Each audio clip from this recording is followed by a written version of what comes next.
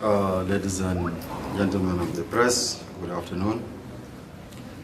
United People's Alliance, UPA. We are here condemning the shutdown of social media platforms in the Republic of South Sudan. On the 22nd January 2025, the government of the Republic of South Sudan ordered the shutdown of social media platforms. The United People's Alliance, UPA, condemns in the strongest terms the egregious decision by the government,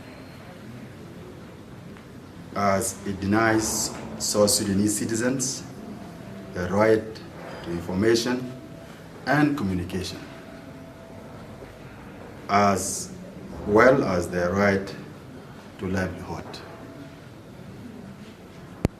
South Sudan civil servants have not been paid salaries for over 14 months. Now, the government has unilaterally decided to take away their only source of livelihood and a window to the world. Businesses transacted through WhatsApp, Facebook, Tik-Tok, and other social media platforms have now been shut. Social media platforms are the only medium of communication by which people get credible information and exchange of ideas around the world. With this ill thought through decision, the government of South Sudan has taken our people back to 19th century.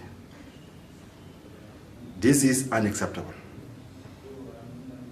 This is unacceptable. We cannot allow people to be taken back to 19th century.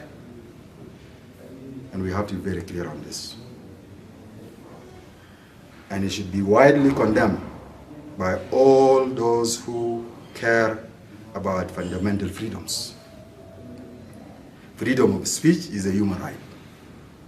No one should be allowed to deprive citizens of these fundamental rights. We call on the African Union, IGAD, East African Community, and international community to condemn the dictatorial tendency of rogue regime in Juba. Lual Dao, Secretary General, UPA. Government shut down social media because of the security purpose, as they mentioned. How does it affect the mine negotiation? No, we are not talking about Tumaini. We are talking here about the freedom of speech.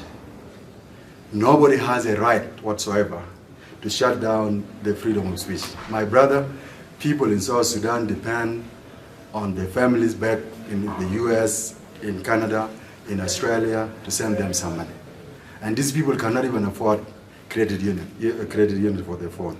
So what they normally do, you will find your brother online in the messenger and you ask them, our mom is sick, our uncle is sick. This is helping them. It is a means of communication.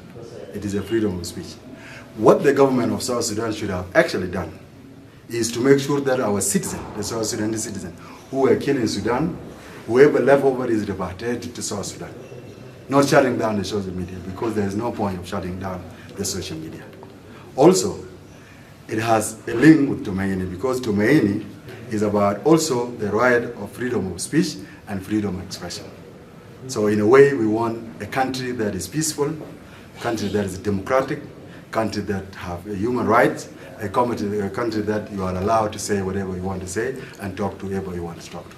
Okay, and how do you think this will affect, because this is why we are here, especially media outlets from South Sudan, and we are also heavily relying on Facebook to relay the information to keep the people updated about what is happening here in the Tumaini. So in one way or another, it's also affecting the media houses who are here to update the public back from there. So what's your what's your take on what's your call to the government in terms of ensuring that people are kept updated on the Tumaini process? It is part of why the government actually shut down the media at this particular time. They want the people of South Sudan only to listen to SSBC and radio, the government radio, the control one, where they can only tell whatever they want to say.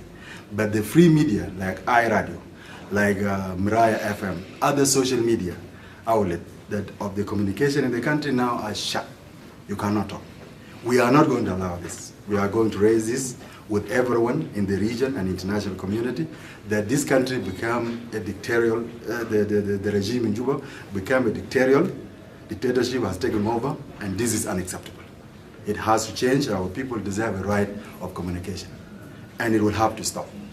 Because part of what we are doing here under Tumaini initiative is to make sure that we have an agreement that gives people a right of expression, a freedom to say whatever you want to say. So this is very serious.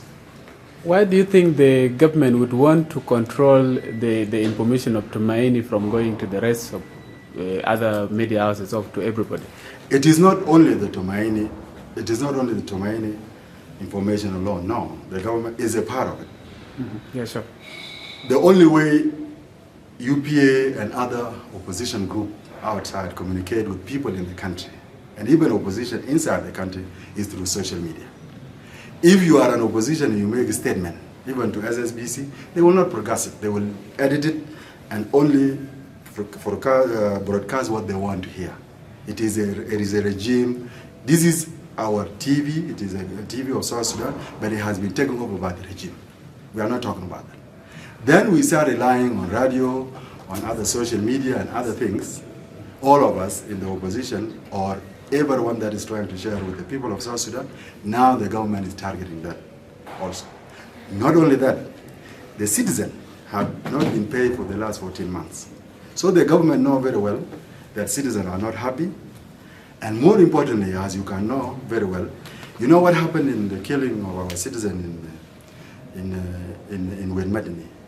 It has united the people of South Sudan all the way from Awil to Akobo, from Unity State all the way to all the direction, to Bor. South Sudanese now are united. They are united among one purpose, that if you kill one of us in Awil, or in Akobo, or in Unity State, or in Bor, or in Juba, you have killed our brother and sister. And this is exactly what unified a sense of unity, and this is how we got this country called South Sudan. We got the country because we were all united. And the government knows that people now are united. When people of South Sudan are united, they are powerful than the government, they are powerful than opposition, they are powerful than anybody. Nobody will stop them. And this is the time the government decided to shut down the media outlet so that people in Awil will not know what is happening to our people in Akobo, for example. They want to isolate them. This is a 19th century techniques. Dividing people, divide and conquer. We will not allow that. And Tumaini is about the freedom of speech and freedom of expression. If the excuse was about graphic images, why did you even allow them to go for almost 1 week to come and say we are shutting days later? No, it's not the reason. Okay? There is a way also, even the communication authority in South Sudan can control images not to be shared. In terms of technology, it is possible. But what we are rejecting here, our people will not have Facebook, they will not have Tik-Tok, they will not have. Why? What's going on? People cannot eat. You don't pay them salary. And even just a Facebook, so that at least I can laugh in TikTok. You also don't want me to do it? What is this? What is this? What did we do as people of South Sudan?